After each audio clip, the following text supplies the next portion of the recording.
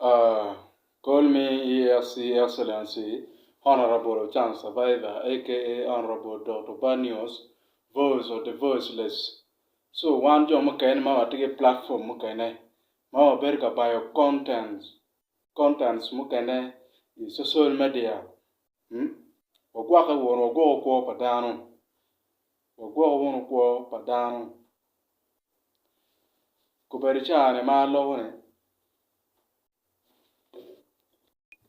Ogwo wono kwa padan kenen habitual content mogo yi social media. Pengo wega wado kaman achuri mawaho magudugu. Lutiana wa magudugu ke lum, magudugu ke tim, gudugu gang. Kuberichane gitika loko jimi mogo mapipore ikum gamente. Kongiti loko kele mogo mareju kon mukene giwajini gien gitiki plan mogo madon e wigi kenyu magitwer timoneo ikum gamente.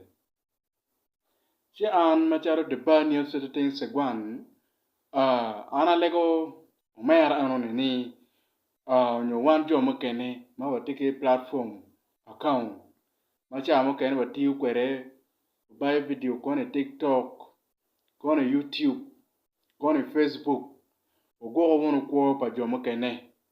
Ben jone anone ki logo just log mogo against gamente cha muken ini ran wa ni tika wa chwe ni bod gamente ni we gamente ko konwo cha muken no tika ter ko kamarach mun jone ni kapo gwake to we ne wo cha mukene mun jo modu ke lumeni unge ni kono elare gamente me elare Joseph Kony pa konyi gamera he ko bercha anti gamera mapitiyu adak ngunu ke lum udu wa ke tim udu gang da utika loko lepcharo da utika loko kir plan mugo madon mo utika wane utimi kum gamente unge ni gamera ne pige par ko ni beti ni cham ken ki tam ni wunu du ke plan mo mapat cham ken ki ram ne ko chimir wan jo mo ken wa go wunu ko pa jo mo ken ka ini berka bio content pa jo mukene berka mako videos pa jo mukene ogwo wono ko pa jo mukene lo mugo ma jo mukene gi lo against gamente ni ti very ignorance min tuan ku ya pen mama pelare utere ne gudu ke lum ku gudu ke tim gudu gang ku berichani lok magri ga lokone media gire loko le mugo ma pepore macha mukene kalu diro gamente gone video ane mabe magutam tamaraj ti jone ni cha mukene ko ge twer beru kamaraj rom ber ge gamete pitika karo chunge mi chero ka min gi kony mo marwate ero just no tika karo ko kamaraj pen le mo ti tike ni pile mabe da gamente ene uberu gamente mapige par ko padano chi merwa gwa ke unu won lutera man mo duga ke lum mun jo an mal lutera wa mo duga ke lumi duga ke tim mo a ke timi ogwa ke wono kilong mo ma wono logo e media ki won jo mo kere mo tigi account wo ko tamu no ka chero ka shooting video jo mo kene magi logo maraji kum gamente ko mo to wa nuyo ba yin gere cha mo kene pera petwer marke eto jone ano magu logo le mugu marajo anoni me against gamente cha mo kene giana ye ko gi twer beru kamaraj yin gere twer beru sep ero jone anoni cha mo kene loke tumo we god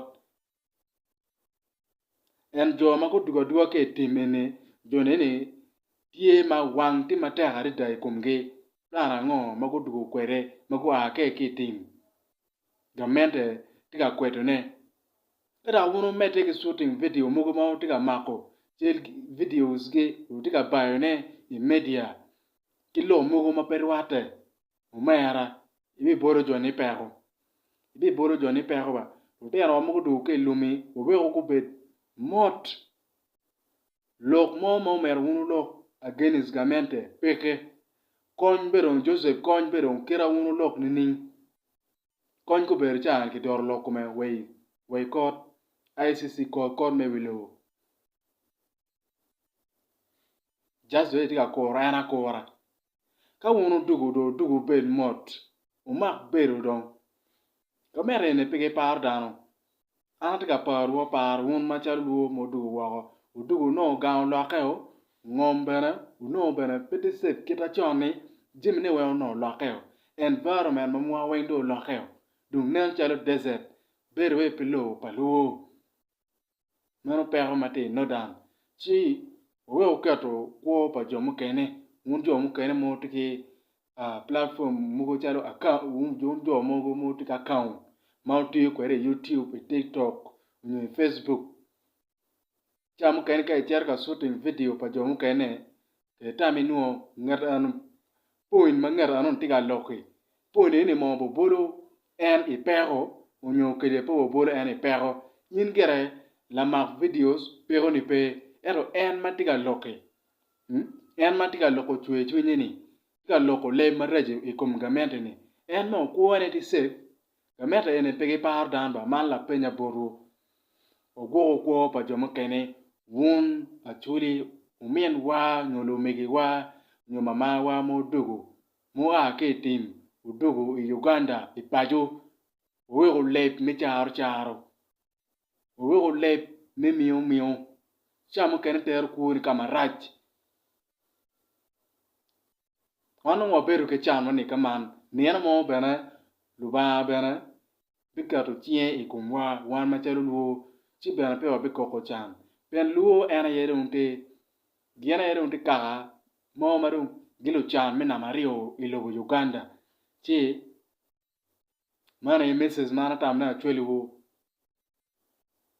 amini utam wuna chuli mawago wuna chuli modugu gang wa ke tim ka mapia dugu raj ko perichano dugu gang tam ni dugu gang ene peta marach ero lo ma wunu lo against gamete nyungati mo tika pin wu kien ma wunu mero lo kwere kum gamente nyumili weni kum gamente jamu kene yin beberu wabaka ana tamani ana foyo call me honorable Uchan Survivor aka honorable Dr. Banios voice of the voiceless ana tamu pe wun